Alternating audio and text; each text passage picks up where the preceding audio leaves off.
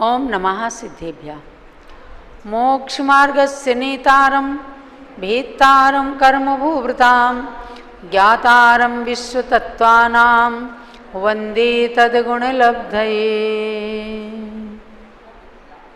मोक्ष मार्ग के नेता, कर्म पर्वतों के भेदन करने वाले भेदता, संपूर्ण विश्व तत्वों के ज्ञाता, ऐसे भगवान को उनके गुणों की प्राप्ति के लिए हम सभी का वंदन है, नमन है। ऐसी भावना के साथ आचार्य उमा स्वामी के द्वारा प्रतिपादित तत्वार्थ सूत्र की द्वितीय अध्याय प्रारंभ हो रही है। इस अध्याय के अंदर 53 सूत्र हैं और 53 सूत्रों के माध्यम से जीव तत्व का विशेष रूप से वर्णन किया है।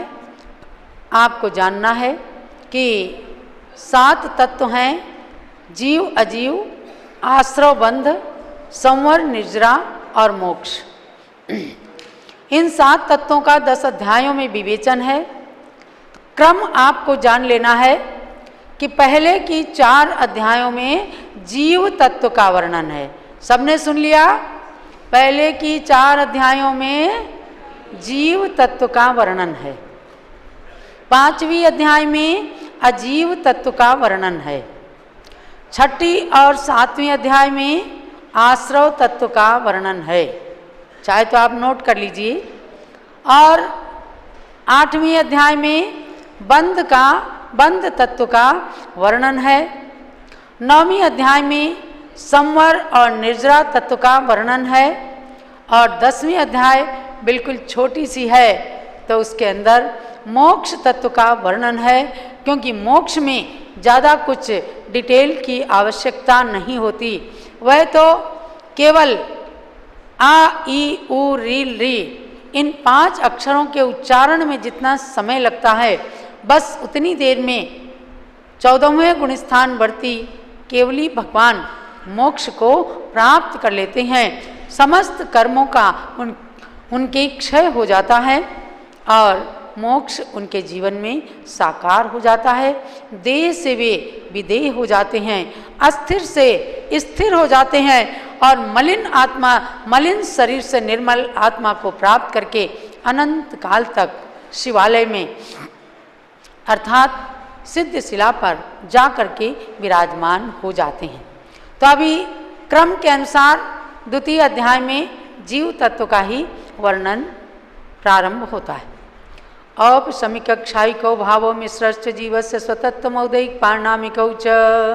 जीव के 5 असाधारण भाव हैं: औपशमिक, क्षायिक, मिश्र माने क्षायोपशमिक, औदैक और पारिणामिक। ये जीव के भाव हैं, तत्व हैं। इन्हें स्वतत्व कहा इसलिए कि जीव को छोड़कर कहीं भी रहते नहीं, अर्थात पुद्गल में, अजीव में ये तत्व, ये भाव नहीं होते। 2 त्रिभेदा यथाक्रमम्। इन भावों के क्रम से भेद होते हैं, अर्थात औपशमिक भाव के 2 भेद और क्षायिक के 9 भेद, क्षायोपशमिक के 18 भेद, औदैक के 21 भेद और पारिणामिक के 3 भेद होते हैं। आगे आगे सूत्रों में इनका वर्णन सुनते चलेंगे। औपशमिक भाव के 2 भेद कौन से हैं? सम्यक्त चारित्र्य। औपशमिक सम्यक्त, औपशमिक चारित्र, यानी जो कर्मों के उपशम से जो सम्यक दर्शन प्रकट होता है उसको औपशमिक सम्यक तो कहते हैं।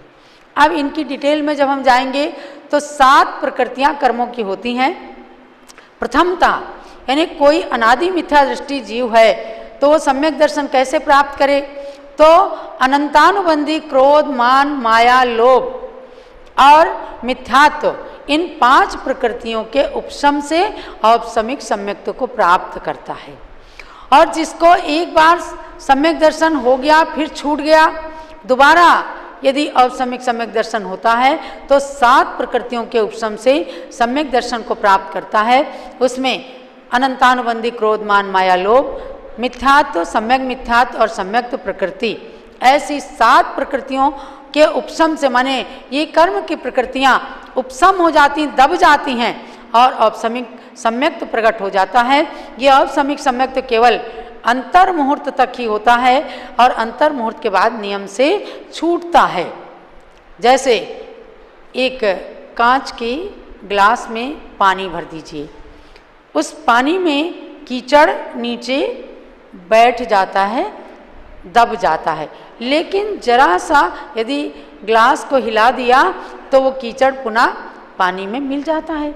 तो जब तक वो नीचे बैठा है तो पानी ऊपर से निर्मल दिख रहा है, ऐसे ही कर्म प्रकृतियां जब तक नीचे बैठी हैं, उपशम हैं, शांत हैं, तब तक का काल कहलाता है औपसमिक सम्यक्त्व का काल। और जैसे उसमें हलन चलन हुआ परिणामों के अंदर, तभी वह सम्यक दर्शन छूट जाता है, मलिन हो जाता है। और इसी प्रकार से औपसमिक चारित्र भी होता है, यानी इन 7 प्रकृतियों के उपशम से जो चारित्र प्रकट होता है उसे कहते हैं औपसमिक चारित्र। ज्ञान दर्शन दान लाभ भोगोपभोग वीर्याणि च, केवल ज्ञान, केवल दर्शन, क्षायिक दान, क्षायिक लाभ, क्षायिक भोग, क्षायिक उपभोग, क्षायिक वीर्य तथा च शब्द जो है उससे क्षायिक सम्यक्त्व और क्षायिक चारित्र लेना, ये क्षायिक भाव के 9 भेद हैं। संक्षेप में आप इतना ही समझें कि जो कर्मों के पूर्ण क्षय से जो भाव प्रकट होते हैं, आप पढ़ते हैं नव क्षायिक लब्धि रमाधरंत, यानी सिद्धों के ये समस्त कर्मों के क्षय से ये 9 लब्धियाँ प्रकट होती हैं। यही क्षायिक भाव के 9 भेद कहे जाते हैं। ज्ञान दर्शन लब्धय चतुस्त्रि पंच भेदा सम्यक्त्व चारित्र संयमाश्च। ज्ञान यानी मति श्रुत अवधि, मना पर्यय ये 4 ज्ञान, कुमति कुश्रुत को अवधि ये 3 अज्ञान, चक्षु दर्शन अचक्षु दर्शन अवधि दर्शन ये 3 दर्शन, और क्षायोपशमिक दान लाभ भोग उपभोग और वीर्य ये 5 लब्धियाँ, और सम्यक्त्व चारित्र संयमाश्च। क्षायोपशमिक सम्यक्त्व, क्षायोपशमिक चारित्र और संयम ये 18 भाव क्षायोपशमिक के होते हैं। आज हमारे और आप सबके ये क्षायोपशमिक भाव हैं, क्योंकि क्षायिक लब्धियाँ आज किसी को प्रकट होने वाली नहीं हैं। और क्षायोपशमिक में कुछ कर्मों का क्षय, कुछ का सदवस्था रूप उपशम, ये क्षयोपशम कहलाते हैं। तो देश संयम यानी अणुव्रतों को जब आप धारण करते हैं तो ये क्षायोपशमिक भाव के अंतर्गत होता है। उस देश व्रतों के द्वारा भी असंख्य कर्मों की निर्जरा होती है। इन भावों को जानने का फल यही है कि हम इनमें से जो अच्छे भाव हैं उनको कैसे प्राप्त करें और कर्मों की निर्जरा करें। कहते हैं कि तत्वार्थ सूत्र की 10वां अध्याय पढ़ने से फलम स्याद उपवासस्य भासितम मुनि पुंगवई।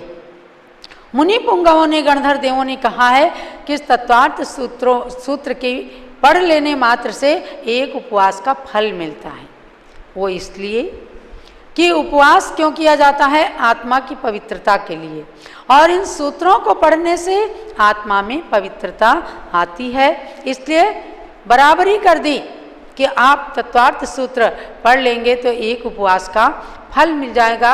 यही कारण रहा है कि हमारे जैन समाज के अंदर तत्वार्थ सूत्र के सूत्रों को पढ़ने की, चाहे समझ में भी ना आए, लेकिन सूत्रों को पढ़ने की परंपरा प्राचीन काल से चली आ रही है। आगे चलते हैं। औदयिक के केस भाव, गति कषाय लिंग, मिथ्या दर्शना ज्ञाना संहिता सिद्धिलेस्यास चतुस्त्रय कई कई कई षड भेदा। अर्थात अब ये औदयिक भाव के, औदयिक भाव का मतलब जो उदय में आने वाले भाव हैं वो औदयिक कहलाते हैं। तो नरक गति, तिरंच गति, मनुष्य गति और देवगति ये 4 गतियाँ, क्रोध मान माया लोभ ये 4 कषाय, स्त्री वेद पुरुष वेद नपुंसक वेद ये 3 वेद, मिथ्या दर्शन अज्ञान असंयम असिद्धत्व और कृष्ण नील कापोत पीत पद्म और शुक्ल ये 6 लेस्याएँ, ये सब मिल करके औदयिक के 21 भाव होते हैं। अब जैसे 4 गतियों में आपके कौन सी गति का उदय चल रहा है? मनुष्य गति का उदय चल। क्रोध मान माया लोभ 4 कसाएं हैं, सभी कसायों का उदय चल रहा है, कोई थोड़ी कम है कोई ज़्यादा है। तो ऐसे ही इन 2100 भेदों में से आप जान सकते हैं कि हमारे अंदर क्या है। आपके बहुत शुभ परिणाम हैं, हो सकता है पीतलेस्या पद्मलेस्या हो जाए। तो ऐसे भावों के उदय होने के कारण ये औदैहिक भाव कहलाते। इनका आकलन शास्त्र के माध्यम से हम लोग स्वयं अपने अंदर कर सकते हैं। पारिणामिक भाव के 3 भेद हैं, जीव भव्या भव्यत्वानि च, जीवत्व भव्यत्व और अभव्यत्व। ये पारिणामिक भाव हैं। इस प्रकार से कुल मिलकर के 53 भाव हो जाते हैं। जीव का लक्षण बता रहे हैं क्योंकि जीव के स्वतत्व कहे गए हैं, जीव के अंदर ही होते हैं। कहते हैं उपयोगो लक्षणम, जीव का लक्षण है उपयोग। तो उपयोग का मतलब है आत्मा के चैतन्य गुण से संबंध रखने वाले परिणाम को कहते हैं उपयोग, यानी जो जीव का अपना तद्भूत लक्षण है। कहते हैं मेरा उपयोग नहीं था। आप सुन रहे हैं कान से, लेकिन अभी मैं पूछूं कहीं इधर उधर जरा सा उपयोग चला गया तो आप कहेंगे अरे मैंने तो सुना ही नहीं था, माता जी ने कहा तो जरूर था लेकिन मेरी समझ में नहीं आया। तो ये कहलाता है उपयोग। लेकिन आत्मा का तद्भावी गुण होता है तद्भूत लक्षण, क्योंकि ये जीव का ही होता है, जीव के अंदर ही उपयोग होता है। सा द्विविधोष्ट चतुर्भेदा, उस उपयोग के 2 भेद हैं, 8 भेद हैं, 8 और 4 भेद भी हैं। तो मूल में वह 2 भेद वाला उपयोग जो है ज्ञानोपयोग दर्शनोपयोग रूप है। उसके बाद ज्ञानोपयोग के 8 भेद और दर्शनोपयोग के 4 भेद ऐसे रूप से जानना। देख रहे हैं हम आँखों से, ये चक्षु दर्शन नाम का उपयोग है। जान रहे हैं हम आत्मा से, ये अचक्षु दर्शन, यानी कि आप आँख बंद करके भी अपनी रसोई घर को यहीं से आप देखिए तो आपको पता चल जाएगा, क्योंकि पहले से देखा हुआ है सामान।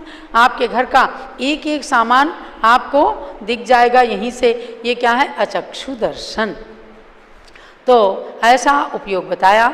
अब जीव जिसके अंदर उपयोग होते हैं, जिसके अंदर ये भाव होते हैं, उनके भेद बताते हैं। संसारिणो मुक्ताश्च, संसारी और मुक्त, ये 2 प्रकार के जीव होते हैं। हम सब कौन है? संसारी। एक भैया ने कहा, बोले हम मुक्त हैं। हमने कहा कैसे? तो बोले घर को छोड़ के आए ना, इसलिए हम मुक्त हैं।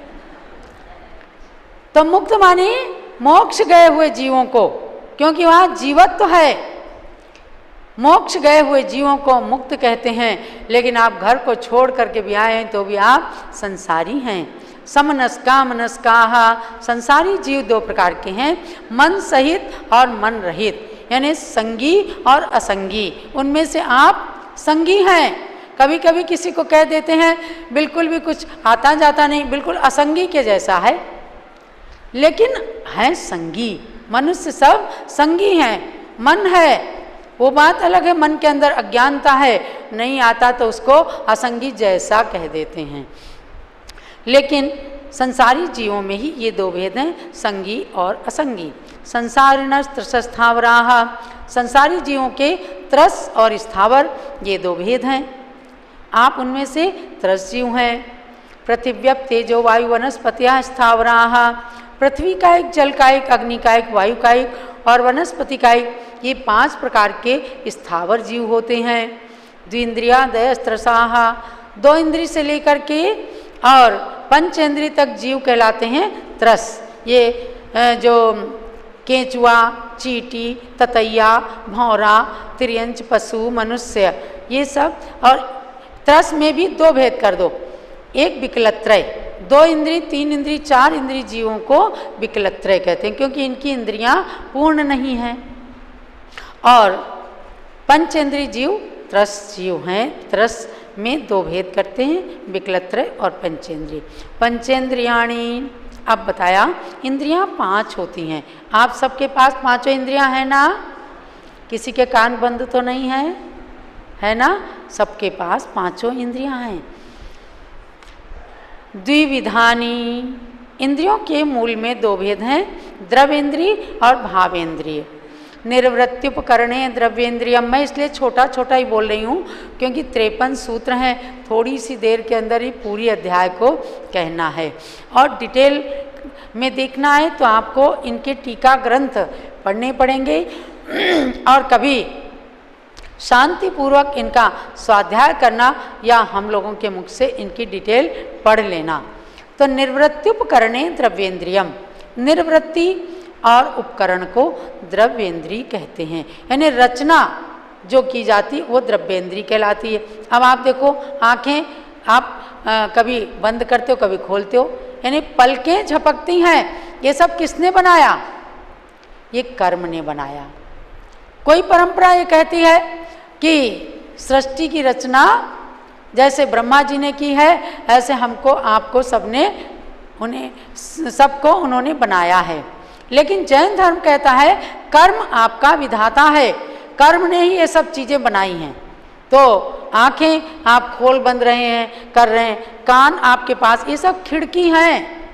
जैसे मकान की खिड़की को खोलते हैं उजाला आता है, जब चाहे जब खिड़की खोलते हैं, जब चाहे जब बंद कर लेते हैं। ऐसे ये आँखों की पलकें सब ये क्या है? खिड़की हैं, जब चाहे आप खोल लेते हैं, रात में बंद कर लेते हैं, सो जाते हैं। तो ये द्रव्येंद्रिय कहलाती हैं। लब्धि उपयोगो भावेंद्रियम, लब्धि और उपयोग को भावेंद्रिय कहते हैं। यानी जिन ज्ञानावरण कर्म के क्षयोपशम से लब्धि होती है उनमें से आपको ज्ञानावरण कर्म के क्षयोपशम विशेष को लब्धि कहते हैं। और उपयोग का मतलब है जिसके निमित्त से आत्मा द्रव्येंद्रिय की निर्वृत्ति के लिए प्रति उपयोग का व्यापार करता है, यानी जिन कर्मों के निमित्त से हमारी इंद्रियां बनी वह कहलाती हैं भावेंद्रियां। स्पर्शन रसना घ्राण चक्षु श्रोत्राणि, परिणामों को, आत्मा की परिणामों को क्या कह दिया? उपयोग कहा है। जो अब उसके बाद में ये बताया कि 5 इंद्रियों के नाम क्या, ये तो सबको वैसे पता है। स्पर्शन, सब लोग मेरे साथ बोलें, स्पर्शन रसना घ्राण चक्षु और श्रोत्र या कर्ण, ये 5 इंद्रियों के नाम हैं। हमारे और आप सबके पास में ये 5 इंद्रियां हैं। 5 इंद्रियां क्या क्या करती हैं काम? स्पर्श रस गंध वर्ण शब्दास्तदर्था। स्पर्शन इंद्रिय का काम है छूना, रसना इंद्रिय का काम है चखना, घ्राण इंद्रिय का काम है गंध सुगंध और दुर्गंध को प्राप्त करना, और चक्षु इंद्रिय का काम है रूप माने देखना, और कर्ण इंद्रिय का काम है शब्दों को सुनना। तदर्था माने ये 5 इंद्रिय के क्रम से विषय हैं। मन का विषय श्रुत मन इंद्रियस्य, मन का विषय क्या है? श्रुत ज्ञान की गोचर पदार्थ अथवा मन का प्रयोजन श्रुत ज्ञान है। वनस्पत्यंता नामेकम, वनस्पति काय है अंत में जिसके, ऐसे 5 स्थावर जीवों को, यानी पृथ्वी कायिक, जल कायिक, अग्नि कायिक, वायु कायिक और वनस्पति कायिक, इन जीवों के केवल एक स्पर्शन इंद्रिय होती है। क्रमि पिपीलिका भ्रमर मनुष्यादि नाम एकैक वृद्धानी, और एक एक इंद्रिय बढ़ा दिया, यानी कि लट केंचुआ इनके 2 इंद्रिय होती है, स्पर्शन रसना। चींटी खटमल के 3 इंद्रिय होती हैं, स्पर्शन रसना और घ्राण। भौरा ततैया इनके 4 इंद्रिय होती है, स्पर्शन रसना घ्राण और चक्षु। और मनुष्यादि नाम यानी मनुष्य और तिर्यंच पशु वगैरह की 5 इंद्रियां होती हैं, स्पर्शन रसना घ्राण चक्षु और श्रोत्र। संगिनः समनस्काः, मन सहित जीवों को संगी कहते हैं। विग्रह गतौ कर्म योगः, विग्रह गति में कर्माण योग होता है, यानी एक गति से दूसरी गति में जब जीव जाता है तो 1-2 समय के लिए, ज़्यादा से ज़्यादा 3 समय के लिए जो बीच का काल रहता है उसको कहते हैं विग्रह गति।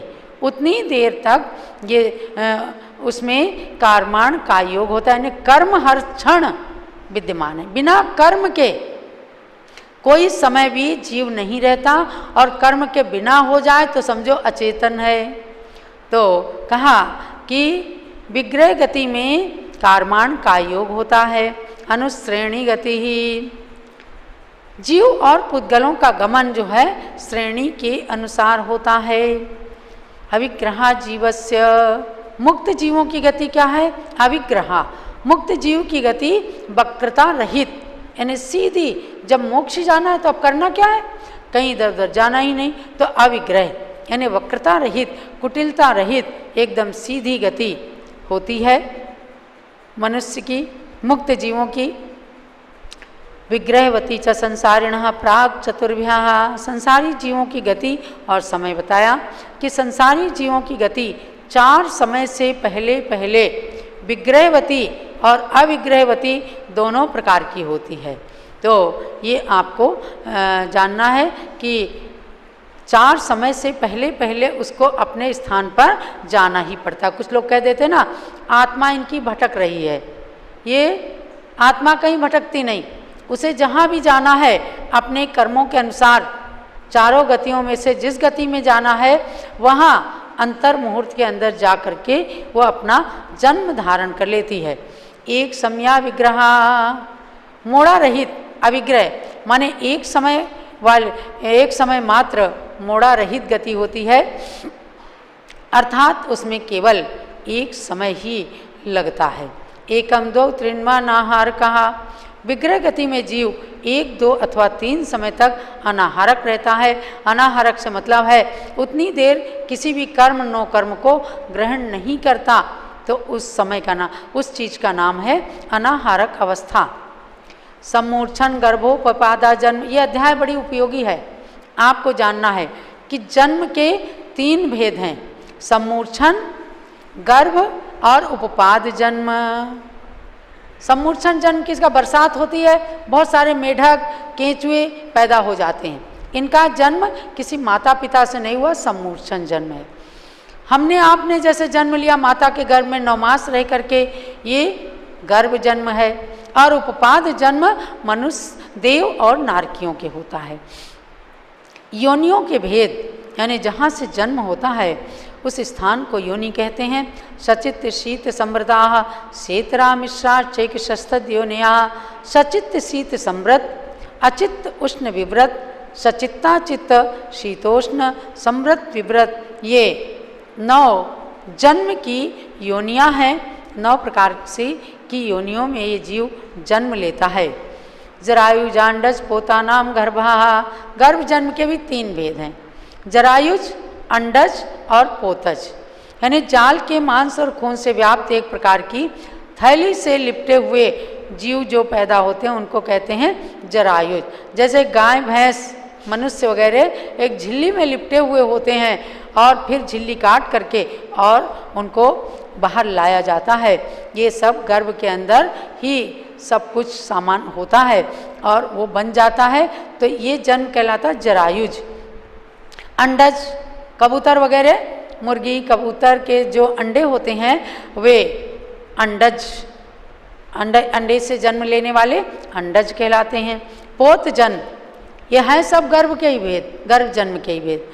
पैदा होते समय जिन जीवों पर किसी प्रकार का आवरण नहीं होता है और पैदा होते ही चलने फिरने लग जाते हैं, उन्हें पोत जन्म वाला जीव कहते हैं। जैसे हिरण है, एकदम जन्म लेते उछलने लगता है, हिरण, शेर, रीछ वगैरह ये उछलने लग जाते हैं, इनका जन्म कहलाता है पोत नाम का गर्भ जन्म। देव नारकाणाम उपपादः, देव और नारकियों के उपपाद जन्म होता है।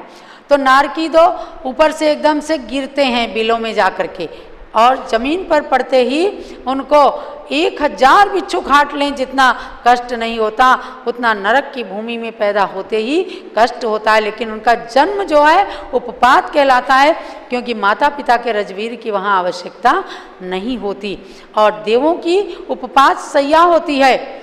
आप 3 लोक रचना में ऊर्ध्वलोक में जाना देखना कि वहाँ पर एक पलंग लगा हुआ है, उसके ऊपर एक देवता बैठे हुए हैं, एकदम वहाँ पर जा करके और 16 साल के युवक के समान बैठ जाते हैं, और वह उपपात जन्म देवों का कहलाता है। शेषाणाम सम्मूर्छनम, शेष के सम्मूर्छन जन्म होता है। शेष से मतलब क्या है? जिनके गर्भ जन्म नहीं है, उपपाद्य जन्म नहीं है, उससे बचे हुए जीव जो हैं उनका सम्मूर्छन जन्म होता है। यानी मिट्टी पानी का संयोग मिला और उसमें जीव आया, बस उसका जन्म हो गया, उसको कहते हैं सम्मूर्छन जन्म। ये एक इंद्री से लेकर 4 इंद्री तक जितने जीव हैं, चींटी, भंवरे, ततैया, ये सब जीव सम्मूर्छन कहलाते हैं। सम्मूर्छन जन्म इनका होता है। औदारिक वैक्रियक आहारक तेजस कार्मणानि शरीराणि, औदारिक वैक्रियक आहारक तेजस और कार्मण, ये 5 शरीर होते हैं। इनमें से हमारे लोगों के पास भी औदारिक शरीर है। ये जो चमड़े का शरीर है इसको कहते हैं औदारिक शरीर, और इसके साथ में तेजस और कार्माण तो सबके साथ लगे ही होते हैं। अब कह रहे हैं परम परम सूक्ष्मम, यानी आगे आगे के शरीर सूक्ष्म होते हैं। यानी औदारिक शरीर से वैक्रियक शरीर सूक्ष्म, छोटा बड़ा शरीर बना लेते हैं, तो सूक्ष्म वैक्रियक से आहारक शरीर सूक्ष्म होता है, आहारक से तेजस और कार्माण शरीर सबसे सूक्ष्म है क्योंकि दिखते नहीं हैं। प्रदेश तो संख्य गुणम प्राग तेजसा, प्रदेशों की अपेक्षा से तेजस शरीर से पहले पहले के शरीर असंख्यात गुणे होते हैं। इनमें ये आत्मा के प्रदेशों से इनका संबंध रहता है, अनंत गुणे परे। बाकी के 2 शरीर या अनंत गुणे प्रदेश वाले होते हैं, अर्थात आहारक शरीर से अनंत गुणे प्रदेश तेजस शरीर में, और तेजस शरीर की अपेक्षा अनंत गुणे प्रदेश कार्माण शरीर में होते हैं। कर्मों से बनने वाला शरीर कार्माण शरीर कहलाता है। तेजस और कार्माण शरीर की विशेषता है अप्रतिघाते, 2 वचन का प्रयोग किया है। इसका मतलब 2 शरीरों को यहाँ पर लिया है, तेजस और कार्माण, ये दोनों शरीर अप्रतिघात माने बाधा रहित हैं। ये किसी से बाधित होते नहीं और किसी को बाधा पहुँचाते नहीं। अनादि संबंधे चा, और ये दोनों शरीर अनादिकाल से प्रत्येक जीवधारी प्राणी के साथ में लगे हुए रहते हैं। सर्वस्य, और ये दोनों शरीर समस्त संसारी जीवों के हो, कोई भी जीव ऐसा नहीं है जिनके साथ तेजस और कार्माण शरीर ना लगा रहता हो। तदादीनि भाज्यानि युगपदे कस्मिन्ना चतुर्भ्यः, युगपदे कस्या चतुर्भ्यः, उन तेजस और कार्माण शरीर को आदि में लेकर के एक साथ एक जीव के 4 शरीर तक हो सकते हैं। यानी तेजस और कार्माण तो रहेगा ही, औदारिक शरीर आपके पास है तो 3 शरीर हो गए। किसी को औदारिक के साथ साथ वैक्रियक शरीर भी हो जाता है, तो जैसे विक्रिया रिद्धिधारी के, तो उनके 4 शरीर हो जाते हैं।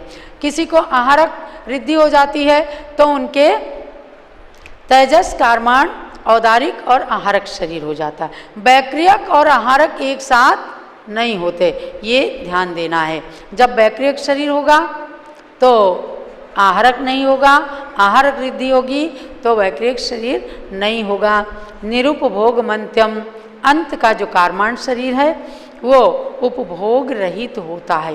यानी इंद्रियों के द्वारा शब्दादि के ग्रहण करने को उपभोग कहते हैं, लेकिन कार्माण शरीर जो है निरुपभोग, उपभोग रहित होता है। गर्भ सम्मूर्छनज माध्यम, गर्भ और सम्मूर्छन जन्म से उत्पन्न हुआ शरीर औदारिक शरीर कहलाता है। औपपादिकम वैक्रियकम, उपपाद जन्म से होने वाला देव नारकियों का शरीर वैक्रियक शरीर कहलाता है। बस क्या है, शुभ विक्रिया और अशुभ विक्रिया। तो नारकी अपने शरीर से अशुभ विक्रिया, कभी तलवार बना लेंगे, कभी सेमल के वृक्ष के रूप में बन जाएंगे, कभी वैतरणी नदी बन जाते हैं, कभी कढ़ाई बन जाते हैं। तो जो भी कुछ नरक के अंदर है, आप देखते होंगे कभी कि कढ़ाई में तले जाते हैं, सब सुनाया जाता है।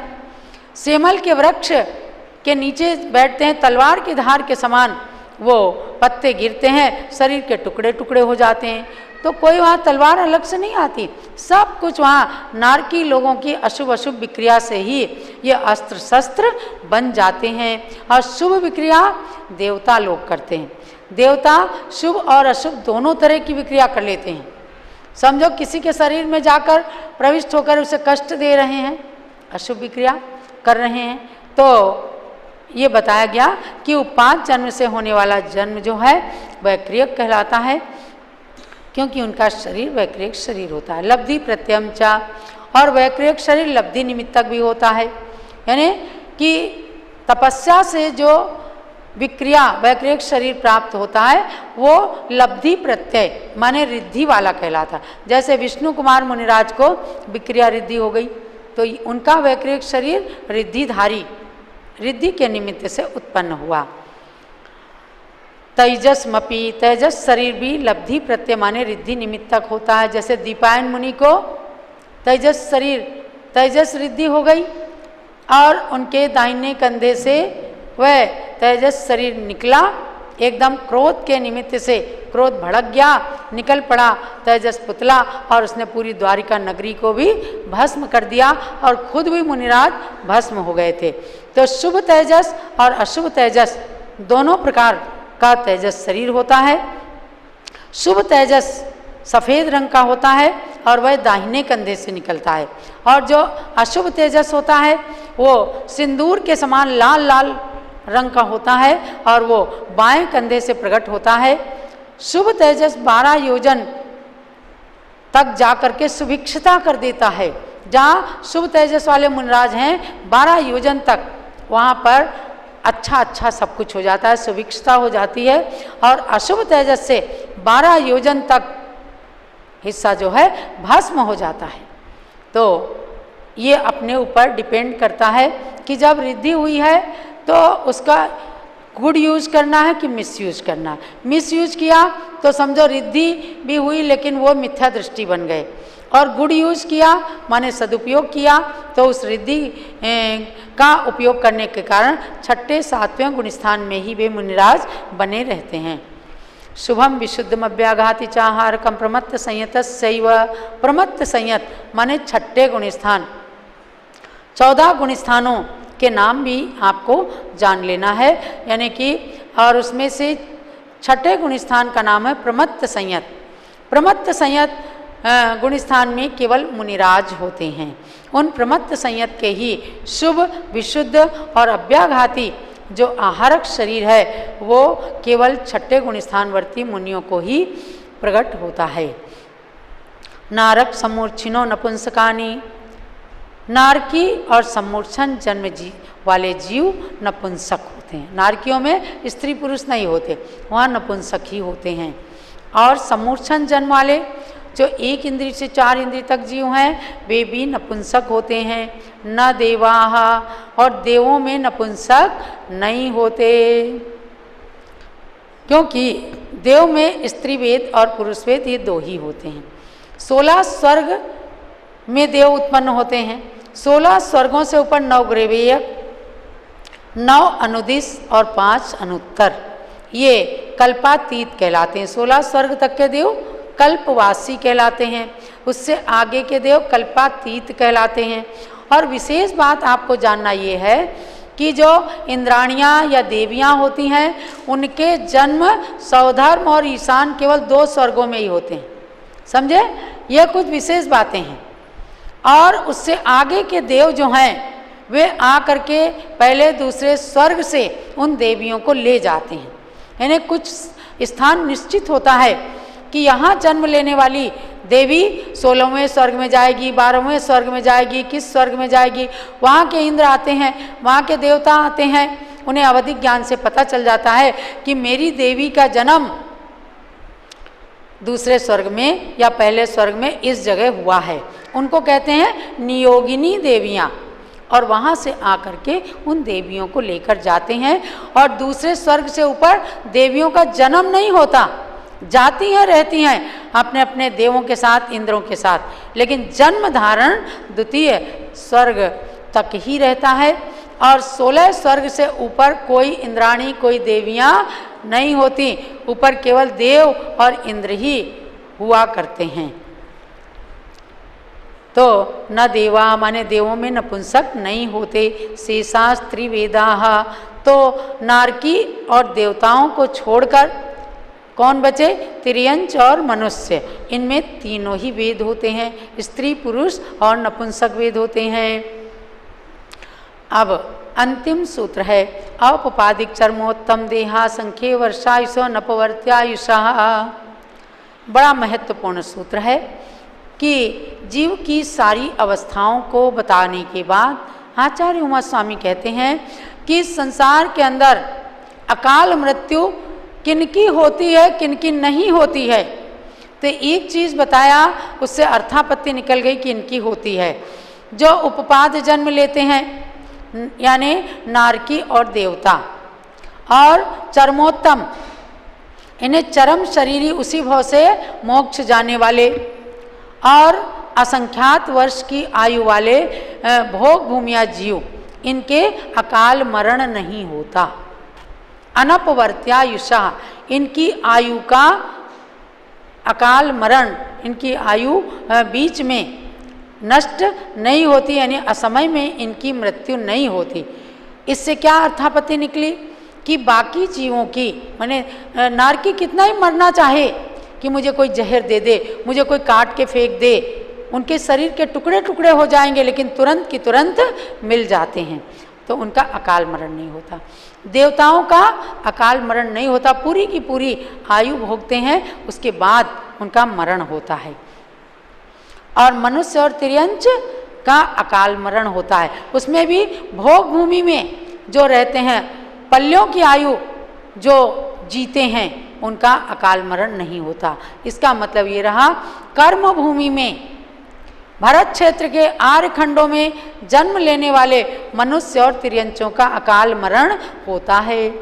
शास्त्रों में तो लिखा है, पांडव पुराण के अंदर, हरिवंश पुराण के अंदर, कि महाभारत काल में, महाभारत के युद्ध में सबसे ज़्यादा अकाल मरण हुए। ये 86,500 साल पहले की बात है, जब लोग तलवारों से लड़ा करते थे, ब्रह्मास्त्र दिव्यास्त्र उनके पास भी होते थे, लेकिन आज अणुबम परमाणु बम के युद्ध में जो मरण है, मैं समझती हूँ आज तो बहुत सारे अकाल मरण होते हैं। आज यूक्रेन का रसिया का युद्ध चला, कितने लोग मरे। अब किनकी आयु, मान लो किसी किसी ने अपनी आयु उतनी बांधी होगी तो मरे, लेकिन बहुत सारे अकाल मरण हुए। तो इस सूत्र के माध्यम से उमा स्वामी आचार्य ने बताया कि अकाल मरण होता है, तो हम लोग अपनी पूरी आयु व्यतीत करें, अकाल मरण ना होने पाए, इसके लिए कहा गया कि जो मृत्युंजयी भगवान हैं, उनकी भक्ति करके हमें अकाल मृत्यु को जीतना है। एक छोटे से उदाहरण के साथ मैं अपनी बात समाप्त करूंगी। पोदनपुर के एक राजा थे, विजय, श्री विजय नाम के वो राजा थे। एक बार अपने सिंहासन पर बैठे थे, एक व्यक्ति आया, एकदम उसने जोर से बोला, इस राजा की आयु 7 दिन के अंदर समाप्त होने वाला है, मरने वाला है। एकदम मंत्रियों ने उसको पकड़ा, एकदम आकर के, तू राजा के लिए ऐसा अशुभ शब्द क्यों बोल रहा है? उसने कहा कि मुझे एक दिगंबर मुनिराज ने अपने दिव्य ज्ञान के बल पर बताया है। उसको लोग मारने के लिए तैयार हो गए। राजा ने कहा, नहीं, इसको मारो मत, इसने किसी से सुना है तो ये बता रहा है। थर्मामीटर अगर बुखार बताता है तो थर्मामीटर को तोड़ा नहीं जाता, थर्मामीटर ने केवल बताया है, वो आपके बुखार चढ़ाने वाला नहीं है। तो ऐसे ही इस व्यक्ति ने बताया है। अब विचार विमर्श चालू हुआ। किसी ने कहा कि राजन, हम आपको एक लोहे की पेटी में बंद कर देते हैं और जाकर के विजार्थ की गुफा में रख देंगे, कहीं बंकर में रख देंगे, आपके ऊपर कोई प्रहार नहीं होगा। क्योंकि उस व्यक्ति ने बताया, वो ज्योतिषी था, और उसने मुनिराज के कहे अनुसार बताया कि आज से 7 दिन के बाद इस राजा के सिंहासन पर वज्रपात होगा और सिंहासन सहित राजा के टुकड़े टुकड़े हो जाएंगे, ये मरण को प्राप्त हो जाएगा। उपाय सोचा गया, कई तरह के लोगों ने बताया, ऐसा कर दें, ऐसा कर दें। एक जैन मंत्री ने कहा कि राजन, ऐसा करते हैं कि 7 दिन का आप राज्य त्याग कर दीजिए, अपने दोनों हाथ लड्डू रहेंगे, 7 दिन का राज्य त्याग करके आपको हम मंदिर में ले चलते हैं। 7 दिन का अनुष्ठान कीजिए, आप नियम संलेखना कर लीजिए। यदि वज्रपात से आप मर गए तो आपको देवगति मिलेगी, नहीं मरे तो आपको लाकर हम पुनः राज्याभिषेक करेंगे। राजा को बात समझ में आई और उन्होंने 7 दिन राज्य का त्याग किया। राज सिंहासन पर कोई बैठने को तैयार नहीं कि इस पर वज्रपात होगा। तब मंत्रियों ने वहाँ एक पत्थर की मूर्ति बना करके उस राज सिंहासन पे रख दिया। राजा मंदिर में अनुष्ठान में लीन है और 7 दिन के बाद खूब तेज बिजली कड़कती है, गड़गड़ाहट होती है और एकदम वज्रपात होता है। सब लोग समझ गए राजा आत्मध्यान में लीन है कि मेरे चारों प्रकार के आहार का त्याग है। यदि मैं इस उपसर्ग से बच गया तब मैं राज्य को स्वीकार करूंगा, वरना मेरे चतुराहार का त्याग है। संलेखना ले ली, ये जैन विधि है।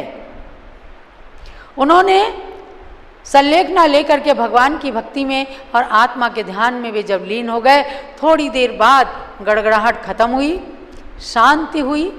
मंदिर खोल करके देखा गया तो मंत्रियों को पता चला कि राजा के सिंहासन पर नियत समय पर वज्रपात हुआ और पत्थर की रखी मूर्ति चकनाचूर हो गई। जैन धर्म की जयकार के साथ राजा का अनुष्ठान समाप्त हुआ। जलो मृत्युंजयी भगवान की। और राजा को पुनः अनुष्ठान समाप्त करके लाया गया, राज्याभिषेक किया गया। वह राजा विजय, पोदनपुर के राजा विजय की राजसभा में यह उदाहरण बताया गया भगवान की भक्ति का। जिन्होंने मृत्यु को जीत लिया, ऐसे मृत्युंजयी भगवान की भक्ति से अकाल मृत्यु पर हमने कैसे विजय प्राप्त की है, इस बात को बताया। न जाने कितने लोगों ने सम्यक दर्शन को प्राप्त किया, भगवान की भक्ति में अनुराग किया। तो महानुभाव, अकाल मृत्यु होती है लेकिन उसको टालने के भी उपाय हैं। अगर आपको किसी ने बताया है कि काल सर्प का योग है, दोष है, कोई मार केस है, कोई अकाल मृत्यु आपकी कुंडली के अंदर है, अच्छे ज्योतिषी से आपने जाना है, तो समय रहते मृत्युंजय विधान आदि किए जाते हैं। देखो कोरोना काल में न जाने कितने लोगों की अकाल मृत्यु हुई, लेकिन जब हमने मृत्युंजय का विधान ऋषभदेव जूम चैनल के माध्यम से कराया, कितने लोगों ने कहा कि माताजी मेरे घर के अंदर सारे के सारे कोरोना से ग्रस्त थे, आपने जैसे ही मृत्युंजय विधान शुरू कराया उसी दिन से हमारे यहाँ स्वस्थता आनी शुरू हो गई। मैं मानती हूँ कि उनको अपनी पूरी आयु भोगना रहा होगा, लेकिन कम से कम बहुत सारे लोग अकाल मृत्यु से बच गए। तो हमें इन वचनों पर, चाहे वो आचार्य उमा स्वामी, कुंद कुंद स्वामी, गणधर भगवान, इन सब की वाणी पर हमें श्रद्धान करना होगा कि कर्म भूमियाँ जीवों की अकाल मृत्यु होती है और अकाल मृत्यु को टालने के भी उपाय हैं। भगवान जिनेंद्र की भक्ति करते हुए आप सब औदारिक शरीर से जो गर्भ जन्म को धारण किया है, 84 लाख योनियों में भ्रमण करते हुए पंचम काल के इस दुस्सम समय के अंदर सम्यक दर्शन को प्राप्त किया है, गुरुओं का उपदेश श्रवण किया है, उसका सदुपयोग करते हुए आचार्य उमा स्वामी की इस वाणी को अपने जीवन में साकार करते हुए भगवान जिनेंद्र की भक्ति करके और पूर्ण आयु को प्राप्त करें, किसी की अकाल मृत्यु ना होने पाए, ऐसा प्रयत्न करते हुए आप सब समय समय पर देव शास्त्र गुरु की भक्ति करके अपने जीवन को सार्थक करें। यही आज के अध्याय का सार है। इति तत्वार्थादिगमे मोक्ष शास्त्रे द्वितीयोध्यायः समाप्तः। चलो आचार्य उमा स्वामी महाराज की, तत्वार्थ सूत्र ग्रंथ राज की जय।